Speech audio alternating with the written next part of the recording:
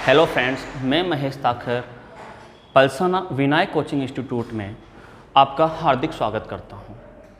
आपके बीच मैथ्स का एक चैप्टर लेके आया हूं, ज्यामिति।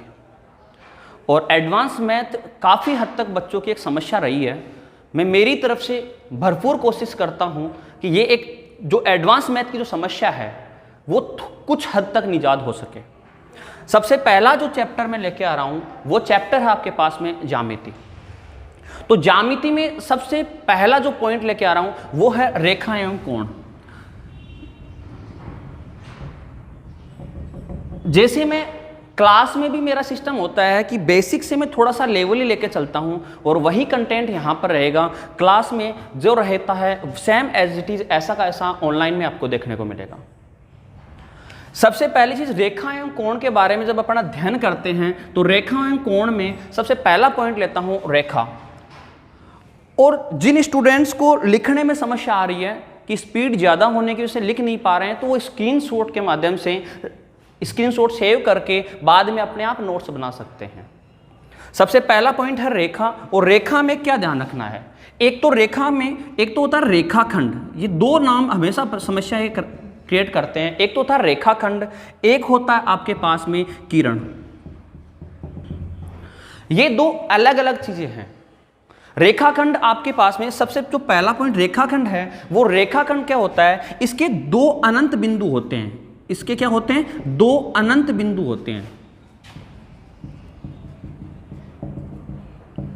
जबकि एक किरण का एक ही अंत बिंदु होता है।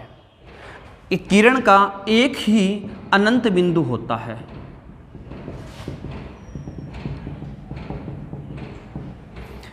इसे दर्शाने का जो तरीका होता है, इसको दर्शाने का जो तरीका होता है वो इस प्रकार से, जैसे मैंने बोला ए बी एक रेखाखंड है, तो इसे दर्शाने का जो तरीका होगा वो होगा ए बी के ऊपर दो इस प्रकार से दो डॉट लाइन से दर्शाएंगे। जबकि किरण को जो दर्शाने का तरीका होता है वो होता है, जैसे मैंने कहा ए बी एक किरण है, ए बी एक किरण है, तो उस समय अपन क्या करेंगे, ए बी एक साइड डॉट और आगे की ओर एरो साइन से अपन दर्शाते हैं। आगे की ओर बढ़े तो आगे नेक्स्ट पॉइंट पे चलते हैं। ध्यान दो, एक बार मैं एक बार इसको साफ कर रहा हूं, आगे की ओर देखो एक बार।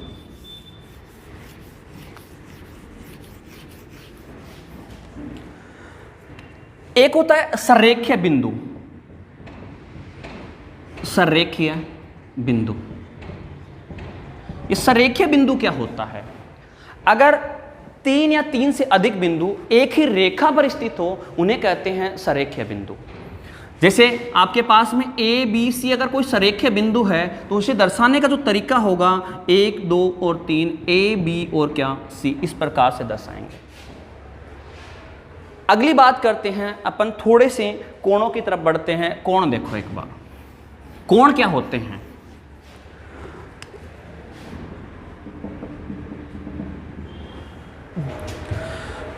दो रेखाएं मिलकर एक कोण का निर्माण करती है और सबसे पहले आता है न्यून कोण। ये न्यून कोण क्या होता है, एक ऐसा कोण जिसका कोई एक एंगल 90 डिग्री से कम हो उसे अपन क्या कहते हैं, यहां अगर थीटा की वैल्यू क्या होगी, अगर 90 डिग्री से कम होगी तो वो हमेशा और हमेशा क्या होगा, थीटा की जो वैल्यू होगी वो 90 डिग्री से कम होगी तो वो क्या कहलाएगा, न्यून कोण। दूसरा पॉइंट लेते हैं अधिक कोण। ये अधिक कोण क्या होगा, अधिक कोण की बात करें तो अधिक कोण होता है यदि कोई भी एक कोण अगर 90 डिग्री से अधिक हो, कोई भी एक कोण 90 डिग्री से अधिक हो और कितना 180 डिग्री से कम हो उसे अपन क्या कहते हैं, अधिक कोण। जैसे मान लो आपके पास में इस प्रकार अगर थीटा की जो वैल्यू है वो यहाँ 180 डिग्री से तो क्या होगी, कम होगी, और 90 डिग्री से क्या होगी, अधिक होगी, तो वो हमेशा क्या होगा, अधिक कोण होगा। एक होता है समकोण। ये समकोण क्या होगा, समकोण की अपन बात करें तो अगर कोई भी एक कोण अगर 90 डिग्री की यानी थीटा की जो वैल्यू होगी वो 90 के बराबर होगी तो वो क्या होगा आपके पास में, समकोण। अगली बार बात करते हैं आपके पास सरल कोण। सरल कोण क्या होता है, सरल कोण की अपन बात करें तो सरल कोण होगा आपके पास में 180 डिग्री के कोण को 180 डिग्री के कोण को क्या कहते हैं? 180 डिग्री कोण को सरल कोण कहते हैं। क्या कहेंगे? सरल कोण कहेंगे। इसके अलावा एक और कोण का जिक्र होता है, बार बार जिक्र होता है, प्रतिवर्ती कोण। ये प्रतिवर्ती कोण क्या होता है? यदि आपके पास में, अगर आपके पास इस प्रकार यहाँ थीटा की, यहाँ कोई एंगल अगर थीटा दिया हुआ है और इसके बाहर की ओर जो बनने वाला जो कोण है उसे कहते हैं प्रतिवर्ती कोण। उसे क्या कहते हैं? प्रतिवर्ती कोण। और प्रतिवर्ती कोण की यहाँ वैल्यू निकालोगे 360 डिग्री माइनस क्या? थीटा। ये आपके पास में क्या होगा? प्रतिवर्ती कोण। अगला कोण देखो, एक बार एक कोण का जिक्र होता है, पूरक कोण। ये पूरक कोण क्या होगा? पूरक कोण की बात करें तो एक ऐसे कोई भी दो कोण जिनका सम अगर 90 डिग्री हो वो एक दूसरे क्या कहलाते हैं? पूरक कहलाते हैं। जैसे मान लो आपके पास में ये कोई आपके पास में दिया हुआ है, अगर यहाँ पर ये वाला अगर कोण θ1 है और ये वाला कोण अगर θ2 है, तो इन दोनों का जो सम होगा, θ1 और θ2, इन दोनों का जो सम होगा वो हमेशा कितना डिग्री होगा? 90 डिग्री होगा। जो हमेशा क्या होगा? 90 डिग्री होगा। दूसरा देखो एक बार, एक होता है संपूरक कोण। संपूरक कोण क्या होता है? संपूरक कोण की बात करें तो ऐसे कोई भी दो कोण जिनका सम अगर 180 डिग्री हो, ऐसे कोई भी दो कोण जिनका सम अगर 180 डिग्री हो, जैसे यहाँ पर देखो ये वाला कोण अगर θ1 है और ये वाला कोण θ2 है, तो यहाँ θ1 और 2 इन दोनों को जो वैल्यू होगी, सम होगा, वो कितना होगा? 180 डिग्री होगा। समझ में आ रहा? दोबारा बोल रहा हूं, एक बार क्या बोला गया था? एक तो होता है पूरक कोण, एक होता है संपूरक कोण। पूरक कोणों का सम हमेशा 90 डिग्री और संपूरक कोणों का सम हमेशा कितना होता है? 180 डिग्री। इसी प्रकार से थोड़ा सा आगे बढ़ते हैं, एक होता है आसन कोण। आसन कोण क्या होगा? ऐसे कोई भी दो कोण इस प्रकार बने हों जिनकी कोई एक शीर्ष उभयनिष्ठ हो। मैं लिख देता हूं साइड में, एक शीर्ष तो क्या हो? उभयनिष्ठ हो, और एक भुजा क्या हो? उभयनिष्ठ हो। वो ऐसे कोण क्या कहलाते हैं? आसन कोण कहलाते हैं। कौन सा कोण पढ़ रहे हो आप लोग? आसन कोण। और आसन कोण क्या होता है? ऐसे कोई भी दो कोण जिनका एक शीर्ष उभयनिष्ठ हो व एक भुजा उभयनिष्ठ हो, क्या कहलाएंगे? आसन कोण कहलाएंगे। ठीक है, लिखूं। पहला पॉइंट तो क्या बोला मैंने? कोई एक शीर्ष क्या हो? उभयनिष्ठ हो। कोई एक शीर्ष क्या हो? उभयनिष्ठ हो। दूसरा पॉइंट क्या था?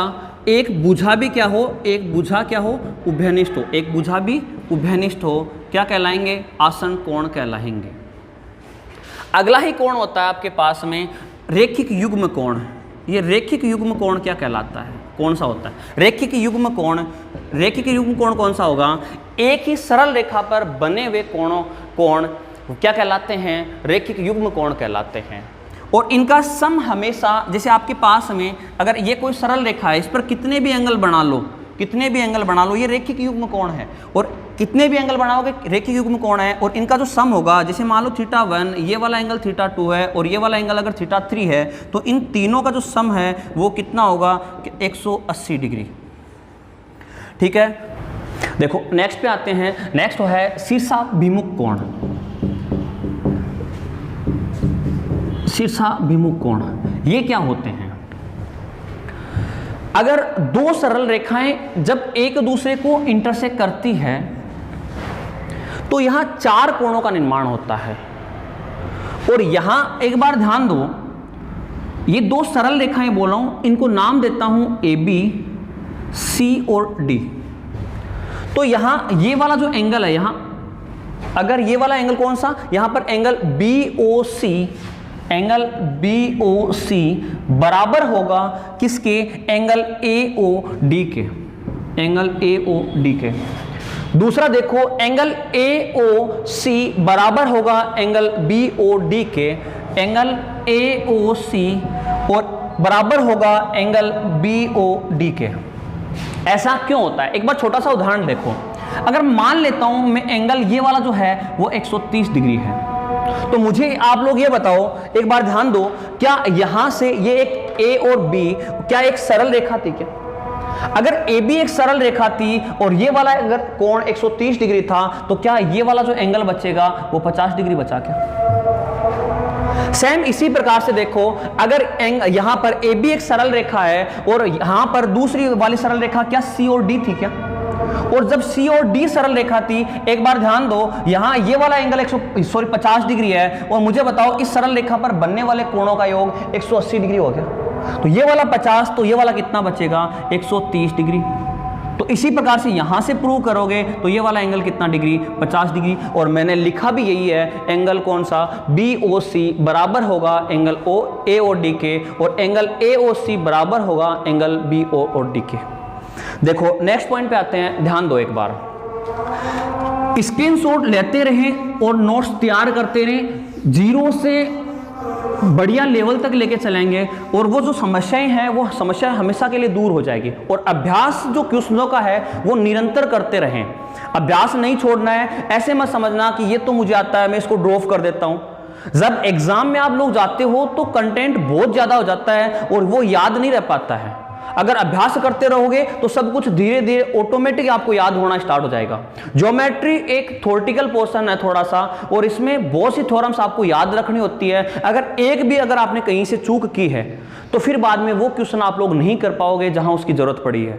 तो ध्यान दो एक बार, एक छोटा सा पॉइंट लेता हूं, अगर कोई भी दो समांतर रेखाएं, अब ये नया पॉइंट आया था आपके पास में समांतर रेखाएं, और ये समांतर रेखाएं क्या होती है, समांतर रेखाओं की बात करें तो ध्यान दो एक बार, ऐसी कोई भी दो रेखाएं जब कभी भी एक दूसरे को इंटरसेक्ट नहीं करती है यानी नहीं काटती है, क्या कहलाती है, समांतर रेखाएं। यानी कहने का मतलब क्या समझ आया कि समांतर ऐसी कोई भी दो रेखाएं जिनके बीच का जो डिस्टेंस होगा वो अगर हमेशा इक्वल होगा तो वो क्या कहलाएगी, समांतर रेखाएं, जो कभी भी एक दूसरे को नहीं काटती है। तो क्या कहोगे, जैसे ए और बी अगर, और दूसरी रेखा है सी और डी, अगर यहां पर समांतर रेखा किस कंडीशन में होगी, जब वे एक दूसरे को कभी नहीं काटती है। तो मैं लिख देता हूं एक बार, ऐसी रेखाएं जो एक दूसरे को कभी इंटरसेक्ट नहीं करती है, कभी भी नहीं काटती है, क्या कहलाती है, समांतर रेखाएं कहलाती है। अब जब AB और CD जब समांतर रेखाएं थी, अगर इनको एक कोई तिर्यक रेखा अगर काटती है, तिर्यक रेखा अगर काटती है तो 8 कोणों का निर्माण होता है। और यहां मैं नाम देता हूं इनको, एक बार समझने की कोशिश करना, ये वाला कोण अगर 1 है तो ये वाला कोण 2 होगा, और यहां नाम देता हूं 3 नंबर, और ये 4 नंबर, और ये 5 है, 6 है, 7, और ये कितना है, 8। तो यहां 4 अलग अलग युग्म बनते हैं। यहां इनको अपन क्या कहते हैं, एकांतर कोण कहते हैं, और एकांतर कोणों का युग्म अपने को पहचानना है। तो क्या करोगे, ध्यान दो हमेशा एक बार, अगर एकांतर, यहां पर एकांतर बाह्य और अंतर दो अलग अलग होते हैं, ये हमेशा आप लोग याद रखना। और एकांतर, एक बार लिख देता हूं, अंतःकोण। एकांतर अंतःकोण क्या होते हैं, जैसे यहां पर ध्यान दो, एंगल कौन सा 4 और 6, और एंगल कौन सा 3 और 5, ये एकांतर अंतःकोणों का युग्म है, और जो हमेशा एक दूसरे के बराबर होंगे। तो क्या लिख रहा हूं, एंगल 4 बराबर होगा एंगल 6 के, और एंगल 3 बराबर होगा एंगल 5 के। इसी प्रकार से एकांतर बाह्य कोण की बात करें, एकांतर बाह्य कोण, एकांतर बाह्य कोणों का युग्म कौन सा है, जैसे एंगल 1 और एंगल कौन सा 8, एंगल 1 बराबर होगा एंगल 8 के, इसी प्रकार से एंगल 2 बराबर होगा एंगल 7 के। ये कुछ चीजें आप लोगों को ध्यान रखनी है, और हमेशा अगर ये बेसिक पॉइंट्स है, अगर ये याद नहीं रखोगे तो कभी भी आप क्वेश्चन नहीं कर पाओगे।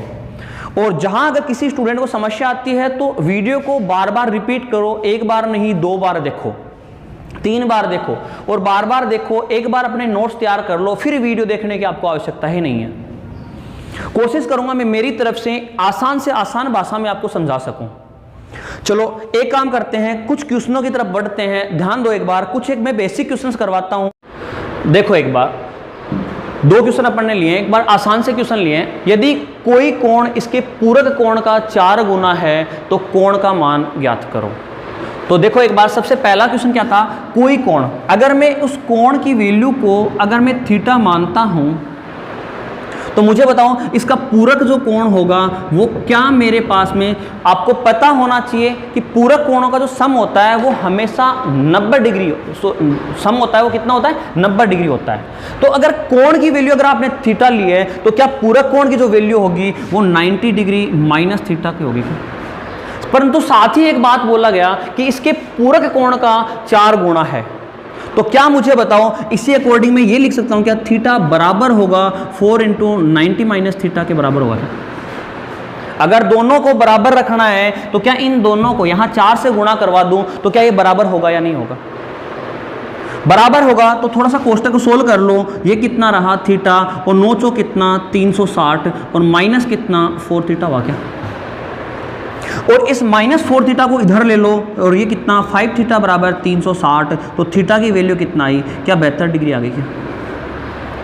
जब थीटा की डिग्री, अगर थीटा की वैल्यू अगर 72 डिग्री है तो मुझे आप लोग ये बताओ कि यहाँ पर थीटा की वैल्यू जब 72 डिग्री है तो यहाँ दूसरा कोण अगर आपको पूरक कोण निकालना होता, आपको तो पूछा जाता कि वो कोण कितना है तो वो तो हो गया 72 डिग्री। अगर आपको पूछा जाए कि पूरक कोण की वैल्यू बताओ तो पूरक कोण की वैल्यू कितनी आ जाएगी 90 माइनस 72 और वो कितना आएगी 18 डिग्री आएगी क्या 90 माइनस 72 क्या 18 डिग्री आएगी। इसी प्रकार से दूसरा क्वेश्चन क्या था अपना, दूसरा क्वेश्चन देखो। दूसरा क्वेश्चन ये कह रहा था यदि दो संपूरक कोणों का कोण अगर 7x प्लस 58 व 16x प्लस 53 है तब x का मान ज्ञात करो। और आपको पता होना चाहिए कि संपूरक कोणों का सम हमेशा 180 डिग्री होता है। और मुझे आप लोग ये बताओ, मैं आसान से क्वेश्चन इसलिए ले रहा हूं कि एक बार आपको सब कुछ धीरे धीरे आपका मन लगना शुरू हो, क्योंकि एडवांस में समस्या रही है और मैं बार बार आपको एक ही बात कह रहा हूं कि धीरे धीरे जब मन लगना शुरू होगा तब जाके आपको थोड़े से अच्छे क्वेश्चनों की तरफ लेके चलूंगा। और हर दिन हमेशा आपको कुछ एडवांस क्वेश्चनों की तरफ लेके चलूंगा, परंतु साथ आप लोगों का बराबर होना चाहिए। और यहां पर जहां आप लोग बैठे हो वहां अभ्यास जरूर करते रहे, साथ साथ लिखते रहे तो बेटर रहेगा। देखो एक बार संपूरक कोण, दूसरा क्वेश्चन क्या था कि कोई दो संपूरक कोण 7x plus 58 degree 16x plus 53 degree है तो तब x का मान ज्ञात करो।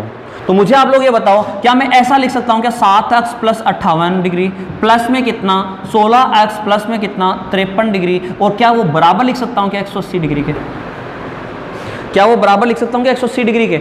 और यहां क्या करोगे 7x और 16x सम करोगे कितना हो गया, क्या यहां पर क्या 23x हो रहा है, क्या 23x बराबर हो रहा है कि उधर 180 में से माइनस कर दो 58 और माइनस कर दो कितना 53 डिग्री, और यहाँ पर बचा कितना क्या 69 डिग्री बचा। क्या x की जो वैल्यू आएगी वो यहाँ पर 23x की जो वैल्यू आ रही है वो बराबर है क्या 69 के। तो यहाँ कितना x का मान निकालोगे, x का मान कितना आएगा क्या 3 डिग्री के बराबर आएगा। x का जो मान आया वही आपसे पूछा गया था और x का मान कितना है 3 डिग्री। वीडियो अच्छा लगे तो लाइक और सब्सक्राइब करते रहें और दोस्तों के साथ शेयर भी जरूर करें। धन्यवाद।